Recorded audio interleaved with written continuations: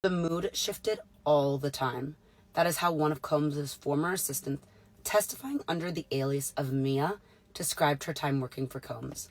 I'm an attorney and I read what happened, so you don't have to. Testifying under the pseudonym Mia, this former assistant is now a key witness in the Combs trial. She held 2 titles, personal assistant and director of development at Revolt Films. She called the work environment chaotic, toxic.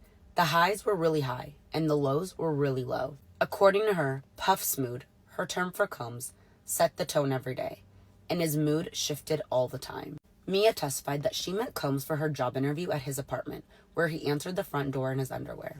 The head of HR introduced them and then left, and he eventually put clothes on.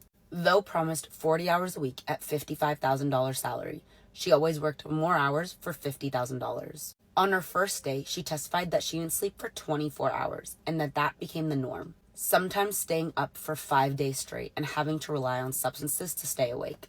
In court, a list of Mia's job duties were shown. This list was allegedly sent to a colleague after Combs questioned Mia's worth. Tasks included protect him at all times, stay within PD's, which is what she called him's, eyesight at all times. And she testified that it ranged to even cracking his knuckles and doing his taxes.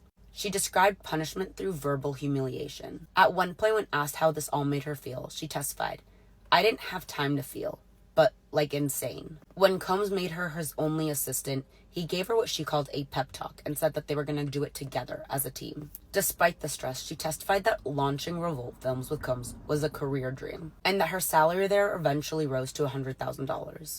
Mia answered many of these questions with her head down, her shoulders hunched, and rarely making eye contact. In court today, Combs' mom and sons watched from the gallery, and it's reported that when Combs saw his mom for the first time, he smiled and blew her a kiss. This is just one piece of Mia's testimony that is still ongoing, so make sure to come back for the next part and let me know if you have any comments or questions down below.